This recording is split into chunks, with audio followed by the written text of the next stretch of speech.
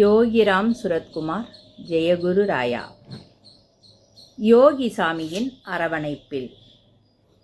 இதன் ஆசிரியர் ராம அரு லட்சுமணன் செட்டியார், லே வள்ளியம்மை ஆச்சி. இதில் இன்று நாம் பார்க்க இருக்கும் தலைப்பு மகானின் ஆசியுடன் வளர்ந்த தொழில். நான் தொழில் சம்பந்தமாக ஒரு முறை திருச்சியில் ஐஸ்கிரீம் கம்பெனி ஆரம்பிக்க இருந்தேன். இதனை ஆரம்பிக்க தபோவனம் ஞானானந்தகிரி சுவாமிகளிடம் ஆசிர்வாதம் கேட்டேன். தபோவனம் சுவாமி ஆசிர்வாதத்துடன் திருச்சியில் ஐஸ் கம்பெனியை சிறப்பாக ஆரம்பித்தேன். அந்த கம்பெனியை ஆரம்பிப்பதற்கு வங்கியில் தொழில் கடன் பெற்றேன். நன்றாக சென்று கொண்டிருந்த கம்பெனியில் திடீரென்று நஷ்டம் ஏற்பட்டது. எவ்வளவு முயற்சி செய்தும் அந்த நஷ்டத்திலிருந்து மீண்டு வர இயலவில்லை. வங்கியின் தொழில் கடனை சரியான நேரத்தில் செலுத்த இயலவில்லை.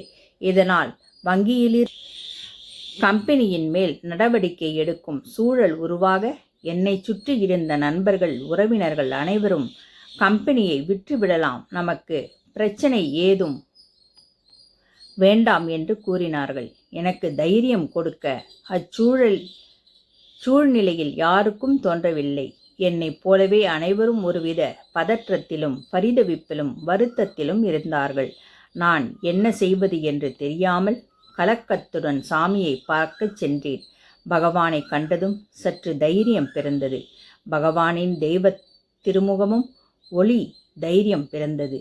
பகவானின் தெய்வ திருமுகமும் ஒளி பொருந்திய பார்வையும் அமைதியும் சிரிப்பும் எப்பேற்பட்ட துயரத்திலிருந்தும் மனிதனையும் தன்னிலை மறந்து பகவானை மட்டும் நினைக்கச் செய்யும்.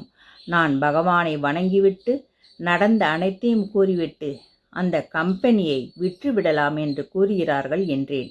ஞானானந்தகிரி சுவாமிகள் அருள் செய்த கம்பெனியை பிறர் வாங்க நாம் விற்பதா? யாருக்கு வந்த தைரியம் இது என்று சற்று கோபம் கொண்டார். அப்போது நான் பகவானிடம், சாமி இருக்கும் சூழ்நிலையை பார்க்கும்போது எனக்கும் பயமாகத்தான் இருக்கிறது. மற்றவர்கள் சொல்வது போல் என் மனமும் நினைக்கிறது என்றேன்.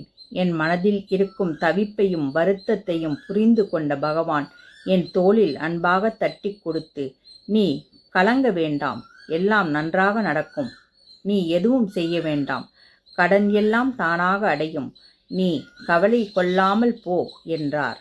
அப்போது நான் இருந்த சூழ்நிலையில் பகவான் சொன்னதை யார் கேட்டாலும் நம்ப மாட்டார்கள்.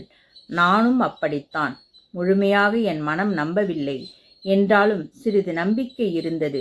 ஆனாலும் உடல் முழுக்க பயமும் பதற்றமும் பரவி இருந்தது. இப்படி பரிதவிப்புடனும் வருத்தத்துடனும் ஒரு வாரம் கழிந்திருக்க, ஒரு நாள் என் மாப்பிள்ளை திண்ணப்பனிடமிருந்து அழைப்பு வந்தது. என்னவென்று கேட்டபோது, வங்கிக் கடன் முடிந்துவிட்டது, பணம் செலுத்திவிட்டோம் என்றார். இதை கேட்டதும் சந்தோஷம் பிறந்தது. எப்படி என்று மாப்பிள்ளையிடம் கேட்டேன். அவர் தனது மில்லுக்கு பக்கத்தில் வாங்கியிருந்த இடத்தை பகுதி பகுதியாக பிரித்து விற்றதில் வந்த பணத்தை கொண்டு கடனை அடைத்திருக்கிறார்கள் என்பது எனக்கு அப்போதுதான் தெரிந்தது. பகவான் சொன்னது போலவே நடந்துவிட்டதே என்று எண்ணி பகவானை வணங்கி பகவானுக்கு நன்றி சொன்னேன். யோகிராம் சுரத்குமார். ஜெயகுரு ராயா. பகவானின் அரவணைப்பில் என்றும் இளைப்பாறுவோம்.